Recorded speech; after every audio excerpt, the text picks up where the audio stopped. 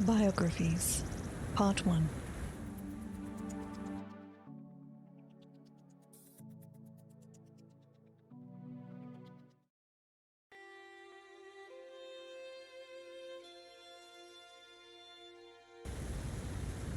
Ayrenn, the Unforeseen Queen, by Headmaster Tannian of the College of Aldmeri Proprietary.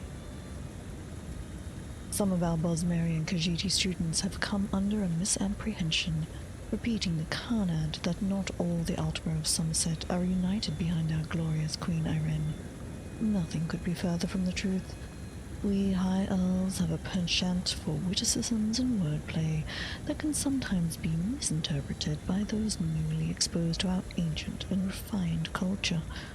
To set the matter straight, I have assembled this brief introduction to our beloved Queen of Alinor, intending to tell her story in a simple, direct fashion that can be understood even by our new allies in the Aldmeri Dominion. The Altmer, of course, are descendant in an unbroken line from the divines who created Nirn, and none more so than the royal family of Alinor. Ayrenn's father, King Hildeth of the august memory, ruled the Somerset Isles long and well, and exemplified the best traditions of the elven ceremoniarchy. The Altmer, of course, are descendant in an unbroken line from the divines who created Nirn, and none more so than the royal family of Alinor. Ayrenn's father, King Hildeth of august memory, ruled the Somerset Isles long and well, and exemplified the best traditions of the elven ceremoniarchy, basing his every decision on the precedents laid down in the scrolls of praxis. In due time, as ordained by the scrolls, King Hildeth and his wife, Lady Turadin, conceived a child who was named Ayrenn, as the praxis dictated. Princess Ayrenn was born on the 5th of second seed in the year 555 of the Second Era, a very auspicious date, though I will spare you the reasons why, as you lack the context to comprehend its full significance. However, you can believe me when I tell you all of Somerset, Auradon, and Artaeum celebrated her birthday for 55 days. It was foretold that Princess Ayrenn would reflect the restless and turbulent times in which she was born, and so it came to pass. Nimble and quick-witted, she was quick to master the lessons of her tutors, and from an early age often adopted unorthodox approaches to schoolwork. In fact, she sometimes became so engrossed in her independent studies that her whereabouts were unknown for days at a time. She would often return from these field trips with unusual knowledge and display remarkable new skills. One day in Evening Star of the year 573, the entire royal family of Alinor gathered at the Crystal Tower to celebrate Ayrenn's matriculation to the Sapiarch's Labyrinth, where she was to study Aldmeri regal praxis and ceremoniarchy for the requisite 3,555 days. But Ayrenn did not arrive. Somewhere between the palace and the tower, the princess disappeared, and despite a 17th degree inquiry by the Justicars, she was nowhere to be found. The Sapiarchs, however, reported that the night of her disappearance was filled with signs and portents. The constellation of the Lady seemed to ride the constellation of the Steed, the great orrery spun backwards, and a young eaglet was found atop the statue of the Topal the Explorer. In due course, Prince Naemon, Ayrenn's eldest brother, was named heir to the throne of Alinor, and in 575 he matriculated into the labyrinth. Naemon, like his father, was a natural ceremoniarch, who seemed to have a genuine relish for the rites and duties ordained by tradition to the heir. Indeed, when King Hildeth ascended to Aetherius in the year 580, Prince Naemon immediately began preparing to speak the 88-day coronation liturgy that would elevate him to the throne in his father's place. Then, on a day unheralded, the Unforeseen occurred. Word came from Port Velen on the continent that Princess Ayrenn was on her way to Auradon by swan ship.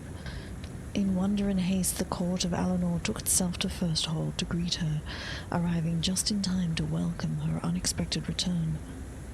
Princess Ayrenn announced that she was prepared as the eldest heir to assume the throne of Alinor, and the High Justicar affirmed that such was indeed her right.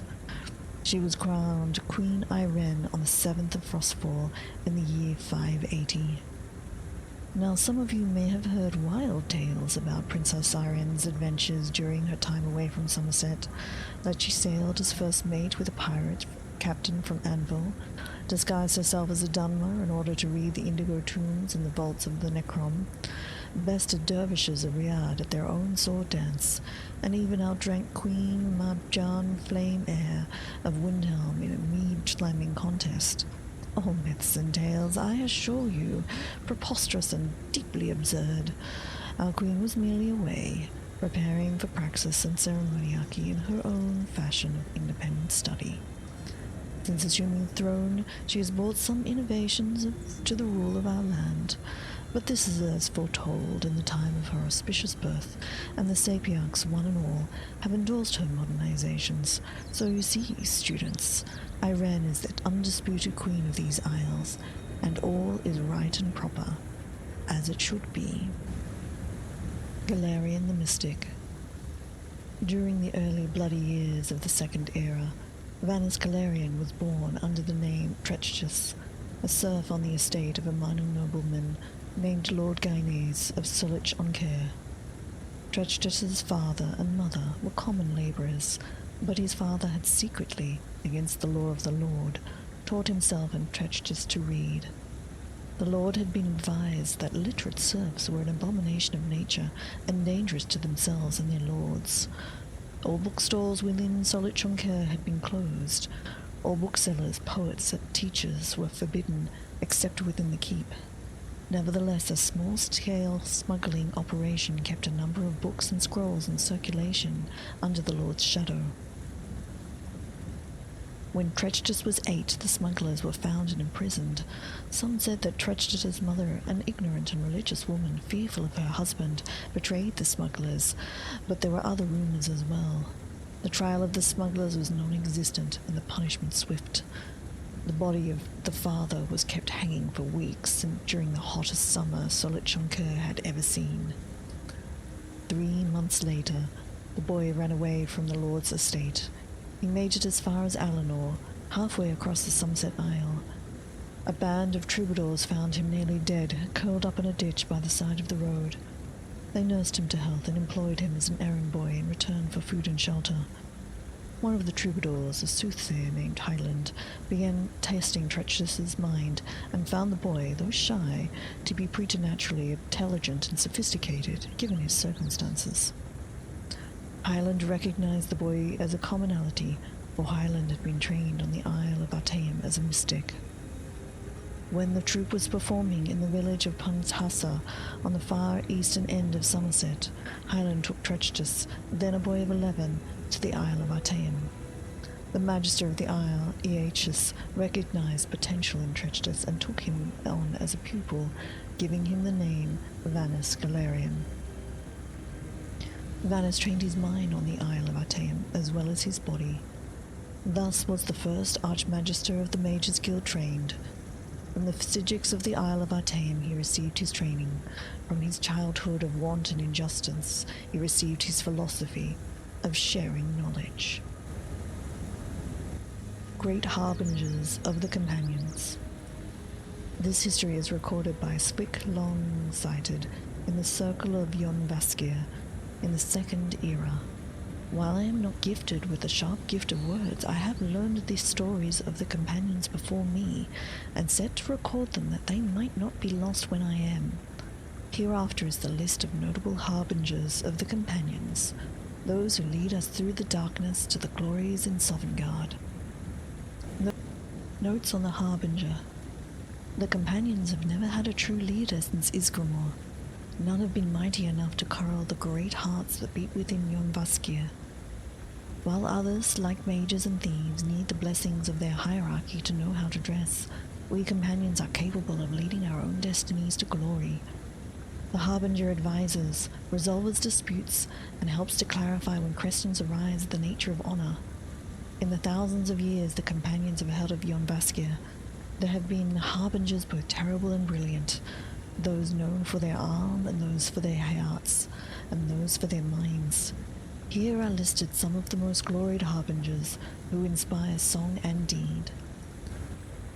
Ysgramor, the first harbinger, the first man, the bringer of words, and the one who first bound the companions to honor in that far-off land of long ago.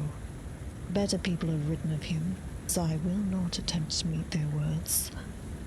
Yeek of the River, captain of the Unvaskir during the return, discoverer of the Skyforge and the founder of Whiterun, the keeper of the original Oath of the Companions, now lost to time. While the other crews sought glory and conquest, his was the first to settle and serve as a protector for the less war-gifted in the land as they came behind. Rifwil the Withdrawn. Several hundred years after the death of Ysgramor, the Companions as we now know them were soldiers for hire, little better than mercenaries. Our services could be purchased for the fighting of wars, but the commitment to individual honor meant often that shield brothers would be forced to face each other on the field of battle. The bonds of honor which bound the Companions threatened to break until Mifril, in his wisdom, decreed that we would no longer be party to any war or political conflict of any kind. Because of his steady hand, the Companions today are known as impartial arbiters of honor, in addition to the glories on the field of battle. Sirach the Lofty, the first harbinger not to be of ancestral Atmoran blood. This was around the time that the Lords began to think of themselves as such, and there were great disputes about purity and the legacy of Ysgramor. Sirach first came to Jorvaskir as a servant, but the Redguard quickly proved his mettle when treated disrespectfully by one of the less honor-bound warriors at the time.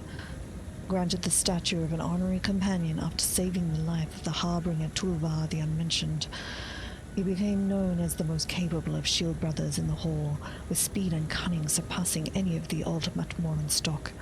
His time as Harbinger was short-lived, but it is said that his field of knowledge of blade work continues to pass every new champion through their training. Hanatir, the Outsider, the first elven Harbinger.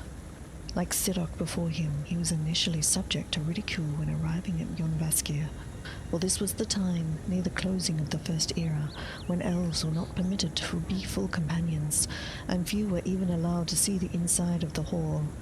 Hanatir was humble in the daylight hours, performing any task asked of him. At night he trained fiercely in the outside yard, allowing himself only minutes of sleep before resuming his servant duties the next day. So he toiled through several harbingers, never resting, never complaining, and always keeping his mind and body sharp. Given his long life, he came to be trusted by the new companions as one who had helped them learn the ways of honor. When one such pupil had aged into old man and become harbinger himself, Hanatir was the one at his deathbed. With all companions assembled, he named Hanatir his successor, saying, "Even an elf can be born with the heart of a lord sometimes." There were some number of companions who laid down their weapons that day, but those who remained knew the truth of honor, and it is their legacy that we continue to bear. Maki of the Piercing Eyes, a harbinger known for her great beauty, but any who underestimated her on account of it would never make the mistake again. She was said to have once stared down half an opposing army, then slaughtered the remainder single-handedly. Her disappearance in her 8th year as Harbinger has never been explained, though many slanderous lives claim to make accounting of it. Kimel Longnose. After the dark periods of the Second Era, when a string of false and dishonorable harbingers laid claim to Jorvaskir, it was Kimel Longnose who gathered the true hearts of the companions in the wilds and stormed Jorvaskir itself, killing usurpers and returning honor through blood in the old ways. He began the tradition of trusted advisors called the Circle, after our great Lord Ysgramor's Council of Captains, who would serve as examples to the younger, newer companions. By ensuring the notions of honor can have an unbroken string of tradition, he steadied the course of the companions and restored our destinies to that of Ysgramor's, presiding ever onwards to Sovngarde. I hope you've been enjoying these lore readings, and if you have, please do consider subscribing to the channel. Also, come follow me over on twitch.tv/IcyYIC, where I stream the Elder Scrolls Online 4 days a week. I'd love to see you there. Thanks for watching.